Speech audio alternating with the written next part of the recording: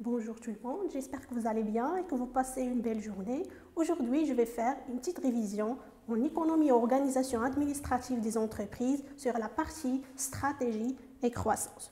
On commence par un petit rappel sur la réflexion stratégique et par la suite, on va attaquer pour cette séance deux options stratégiques, à savoir la stratégie d'impartition et la stratégie de différenciation. Et ensuite, on va aborder les modes de croissance, croissance interne et externe. Et enfin, on va travailler sur un cas pratique concernant l'ONCF, l'Office national des chemins de fer. On commence par la réflexion stratégique. Alors, première notion qu'on a déjà vue ensemble, c'est le métier. Le métier, c'est l'activité de l'entreprise ou tout simplement le savoir-faire de l'entreprise. Et deuxième notion, c'est la mission. La mission, c'est la réponse de l'entreprise aux besoins des clients. C'est-à-dire, si je souhaite par exemple chercher la mission, je pose la question pourquoi l'entreprise ou comment l'entreprise satisfait les besoins de ses clients ou de ses consommateurs. Par exemple, à travers la qualité, à travers les offres promotionnelles, à travers la réduction des prix, etc. Là, c'est pour la mission. Et on a déjà vu ensemble aussi les finalités. On a dit qu'il existe trois types de finalités. Finalité économique, sociale et sociétale. Qu'est-ce que la finalité économique? C'est la raison d'être de l'entreprise. En posant la question, pourquoi on a créé l'entreprise? Par exemple, pour réaliser un profit, pour assurer la continuité, la survie, par exemple, pour avoir une position de leader, etc. Et deuxième type de finalité, c'est la finalité sociale. La finalité sociale, c'est l'ensemble des actes sociaux réalisés par l'entreprise envers les salariés, on peut dire aussi envers les collaborateurs, le personnel, etc. Par exemple, des finalités sociales, on peut trouver la formation.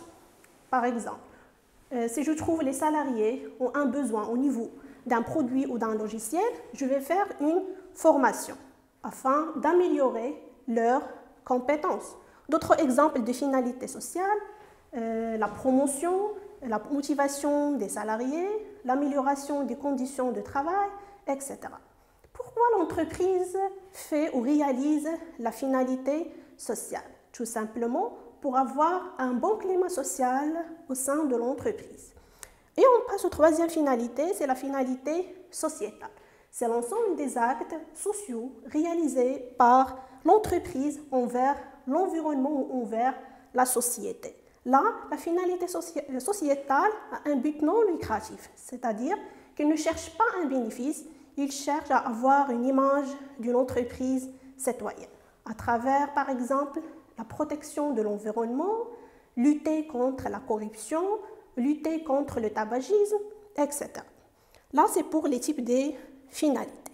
Par la suite, on passe aux options stratégiques. On commence par la stratégie d'impartition. Qu'est-ce que la stratégie d'impartition?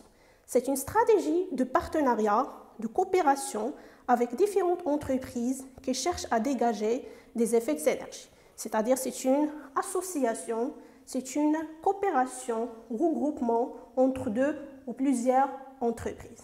Cela veut dire, au niveau de la forme, c'est un contrat de partenariat stratégique afin de réaliser des actions communes ou de partager certaines activités. Alors, quelles sont les formes de contrat de la stratégie d'impartition? On a la sous-traitance, concession, franchise, cession de licence, JE, joint-venture. On commence par la sous-traitance. Qu'est-ce que la sous-traitance? C'est un contrat par lequel une entreprise appelée donneur d'ordre qui confie une partie de sa production à une autre entreprise appelée sous-traitant. C'est-à-dire que le donneur d'ordre, il donne une partie de sa production à une autre entreprise. Par exemple, il y a des entreprises fabriquant des voitures qui donnent la partie de la production des pneus à une autre entreprise généralement spécialisée dans la fabrication des pneus. Maintenant, on passe au deuxième contrat, c'est la concession. La concession, c'est un contrat aussi par lequel une entreprise appelée concessionnaire, il distribue les produits de concédant. Cela veut dire que le concédant, c'est celui qui fabrique les produits et donne au concessionnaire l'exclusivité de commercialiser ou de vendre ces produits dans un ou dans une zone géographique bien déterminée. Par exemple, afin de concrétiser ce type de contrat, l'exemple le plus convenable, c'est la concession des voitures. Il y a des fabricants des voitures qui signent un contrat avec une maison de voitures afin de commercialiser ou de vendre ces produits, c'est-à-dire ces voitures, dans un territoire donné. Par la suite, on passe au troisième contrat, c'est la franchise. La franchise, c'est un contrat aussi par lequel une entreprise appelée franchiseur met à la disposition du franchisé son savoir-faire, sa marque, son assistance en contrepartie de redevance. C'est-à-dire le franchiseur, il donne sa marque, son assistance, son savoir-faire et le franchisé qui va bénéficier de tous ces éléments va payer en contrepartie des redevances, ça veut dire calculer sur la base du chiffre d'affaires réalisé. Et on passe au contrat suivant, c'est la cession de l'essence. La cession de l'essence, c'est un contrat par lequel une entreprise autorise une autre d'utiliser son brevet d'invention, c'est-à-dire d'exploiter son brevet, sa technologie qu'il a inventée, et bien sûr en contrepartie de redevance ou bien d'une part de chiffre d'affaires. Contrat suivant, c'est GIE. GIE est l'associé de ou plusieurs entreprises afin d'atteindre un objectif déterminé. Par exemple, des petites entreprises sont associées afin d'exporter leurs produits à l'étranger. Et le dernier contrat, c'est la joint-venture, ou ce qu'on appelle aussi filiale commune.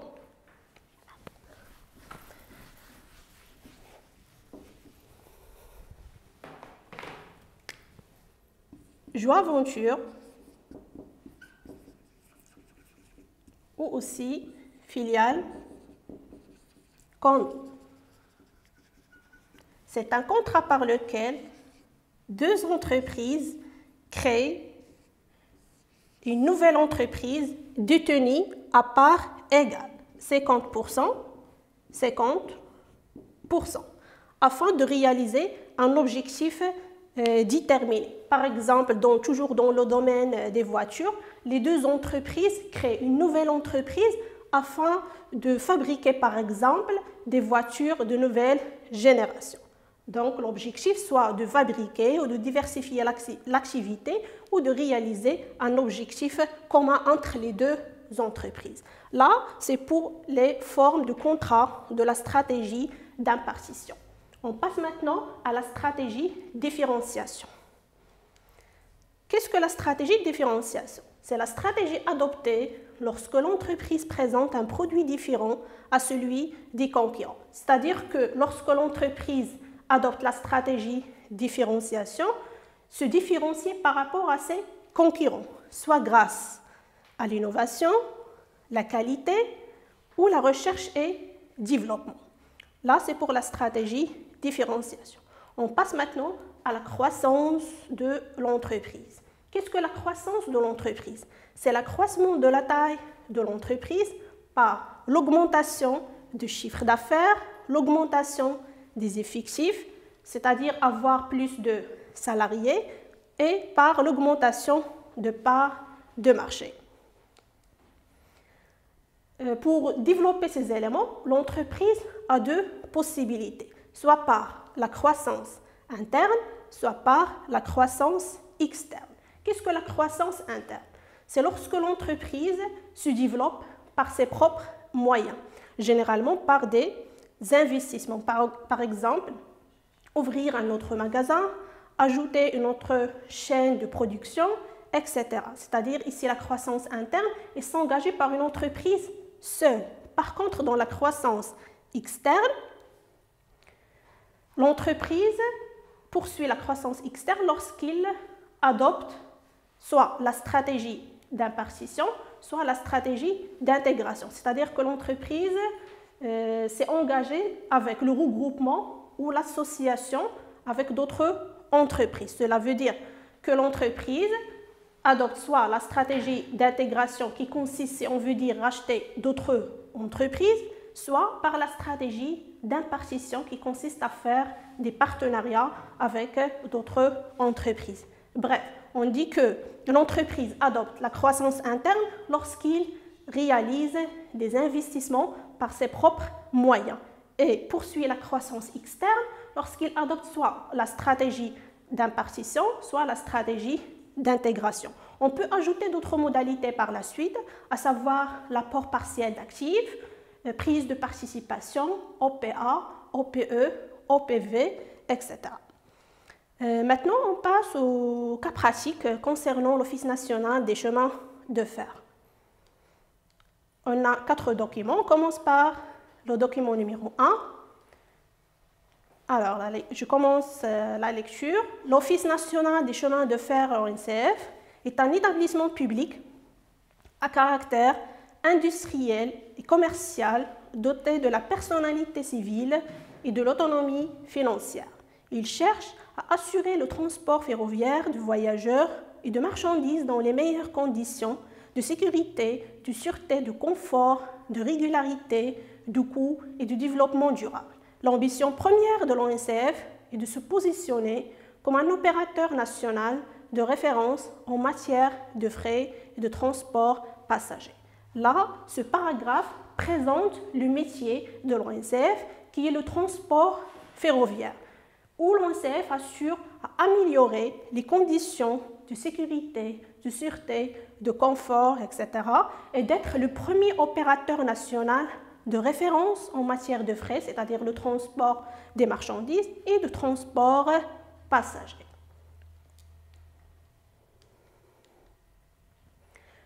Depuis de nombreuses années, le trafic passager, qui a connu une croissance à 2 chiffres, est désormais saturé.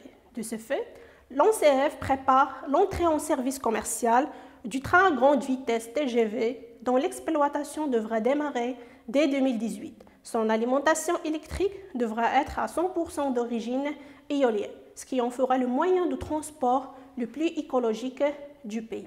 Dans ce paragraphe, l'ONCF a lancé le TGV à cause de la saturation du trafic passager en utilisant l'énergie éolienne. C'est-à-dire l'énergie éolienne, c'est le fait de transformer l'énergie de vent en électricité afin de protéger l'environnement. Alors, travail à faire, c'est relever la mission de l'ONCF. On a déjà dit que la mission, c'est lorsque je cherche la mission, je pose la question comment l'entreprise satisfait les besoins de ses clients. Alors, comment l'ONCF satisfait les besoins de ses clients? Comme on a déjà vu dans le document, il a amélioré les conditions de sécurité, de sûreté, de confort et de régularité afin de satisfaire les besoins des clients. Donc, réponse. La mission de l'ONCF, assurer le transport ferroviaire de voyageurs et de marchandises dans les meilleures conditions de sécurité, de sûreté, de confort, de régularité, de coût et de développement durable. On passe à la deuxième question. Dégager pour l'ONCF une finalité économique. Une finalité économique, c'est la raison d'être de l'entreprise. Qu'est-ce qu'elle a réalisé, l'ONCF, pour elle-même? Donc, on a déjà vu qu'il cherche à assurer, être le premier opérateur national en matière de frais et de transport passager. Donc, il cherche se positionner comme un opérateur national de référence en matière de frais et de transport passager. Et pour la deuxième question, c'est de dégager pour l'ONCF une finalité sociétale. On a déjà dit que la finalité sociétale, c'est l'ensemble des actes sociaux réalisés par l'entreprise envers l'environnement. Alors, qu'est-ce qu'elle a fait l'ONCF envers son environnement? Comme on l'a déjà vu dans le document, l'ONCF a protégé l'environnement en utilisant l'énergie éolienne. Voilà la réponse. Une finalité sociétale, c'est protéger l'environnement écologique du pays par l'utilisation de l'énergie éolienne. On passe maintenant au deuxième document. L'Office a rénové 5 voitures-lits single pour améliorer le confort et permettre aux voyageurs de cette catégorie de train de voyager en profitant d'une nuit de sommeil et de gagner une journée de travail.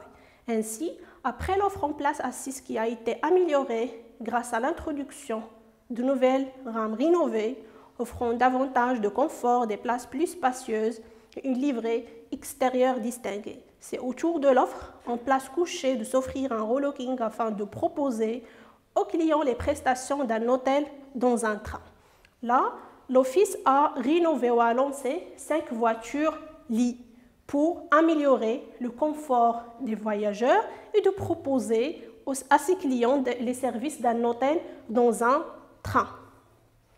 La question, le travail à faire, montrer que l'ONCF adopte une stratégie de différenciation. Donc, pour justifier qu'une entreprise adopte la stratégie de différenciation, il faut justifier qu'elle est différente par rapport à ses concurrents. Donc, qu'est-ce qu'elle a fait pour se différencier? Elle a mis en place des voitures lits single pour améliorer le confort des voyageurs. Il y a une rénovation de nouvelles rames voitures-lits, de proposer aux clients des services d'un hôtel dans un train.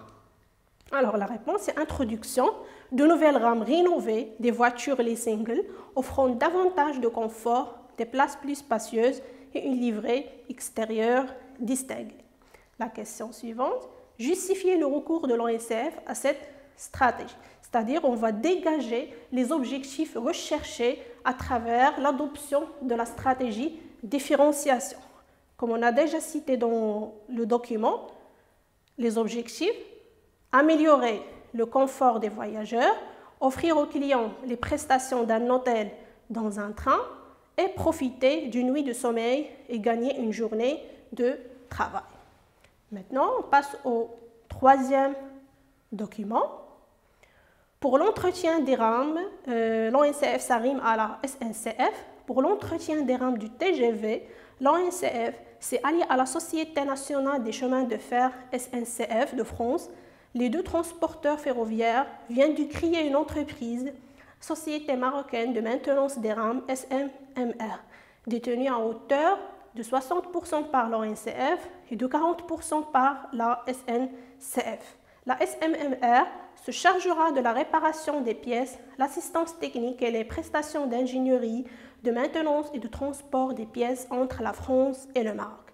La SNCF se chargera de la formation du personnel de la SMMR.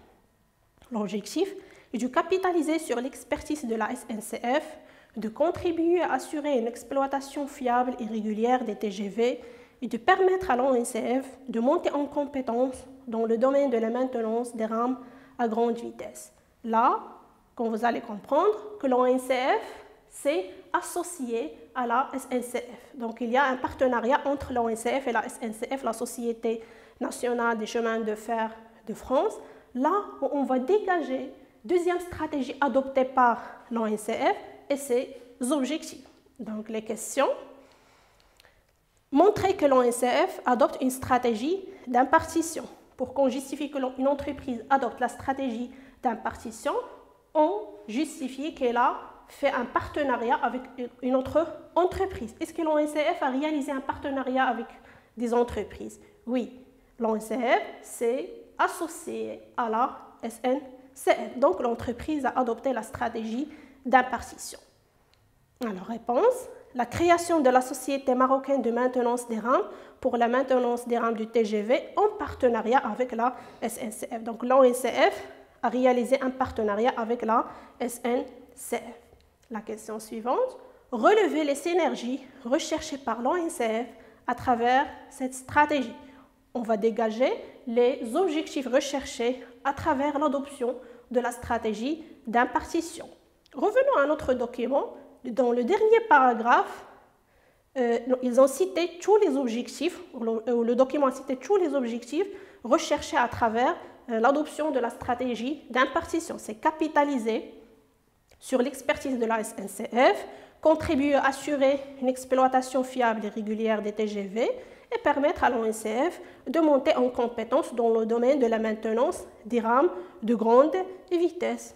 Alors la réponse, elle est sous forme de tirer, capitaliser sur l'expertise, permettre à l'ONCF de monter en compétence dans le domaine de la maintenance des rames à grande vitesse et contribuer à assurer une exploitation fiable et régulière des TGV. Le quatrième document, il est sous forme d'un tableau. Il présente les chiffres d'affaires au niveau des activités voyageurs et au niveau des activités frais et logistiques. Et aussi, il présente les investissements réalisés par l'ONCF au niveau du nombre de gares ouvertes et les plateformes logistiques. Donc, dans le domaine des activités voyageurs, le nombre de gares ajoutées, c'était en 2015 118 et en 2016 devenu 120. Et pour les plateformes logistiques, en 2015 c'était une plateforme et est devenue en 2016 3. Alors la question, c'est de calculer le taux de variation du chiffre d'affaires global en 2016 par rapport à 2015. Alors, il faut calculer d'abord le chiffre d'affaires global de 2015 et le chiffre d'affaires global de 2016. Donc, il faut faire d'abord la somme du chiffre d'affaires des activités voyageurs plus le chiffre d'affaires des activités frais et logistiques, 1,5 milliard plus 1,5 milliard de 2015. Et le chiffre d'affaires global de 2016, 1,42 milliard de dirhams plus 2 milliards de dirhams. Et après, on calcule le taux de variation du chiffre d'affaires est égal le chiffre d'affaires de 2016 moins le chiffre d'affaires de 2015 sur le chiffre d'affaires de 2015 fois 100. Alors, les calculs. Réponse, voilà, le chiffre d'affaires de 2015, 1,42 plus 2 est égal à 3,42 milliards de dirhams. Chiffre d'affaires global 2015, 1,5 plus 1,5 est égal à 3 milliards de dirhams. Et taux de variation, c'est le chiffre d'affaires de 2016 moins le chiffre d'affaires de 2015 sur le chiffre d'affaires de 2015 fois 100. 3,42 moins 3 sur 3 fois 100 est égal à 14%. Donc l'ONCF a augmenté, ou le chiffre d'affaires de l'ONCF a augmenté de 14% en 2016 par rapport à 2015. Et dernière question, montrer que l'ONCF poursuit une croissance interne, une croissance externe. Alors on a dit pour justifier qu'une entreprise poursuit une croissance interne, il faut justifier qu'elle a fait des investissements par ses propres moyens. Est-ce que l'ONCF a réalisé des investissements? Oui, à travers l'ouverture de nouvelles gares et nouvelles plateformes logistiques. Voilà la réponse. L'ONCF poursuit une croissance interne. Alors, l'ONCF se développe à travers ses propres moyens en investissant dans l'ouverture de nouvelles gares et de plateformes logistiques. Et pour justifier qu'une entreprise adopte la croissance externe, il faut justifier soit qu'elle a adopté la stratégie d'impartition ou la stratégie d'intégration. On a déjà justifié que cette entreprise, l'ONCF, a adopté la stratégie d'impartition en réalisant un partenariat entre l'ONCF et la SNCF. Donc voilà, elle se développe à travers un partenariat avec la SNCF en créant la Société marocaine de maintenance des rames détenue à hauteur de 60% par l'ONCF et 40% par la SNCF. Là, pour les modes de croissance. Voilà, je vous remercie infiniment pour votre attention et je vous souhaite une bonne chance pour la suite. Bon courage.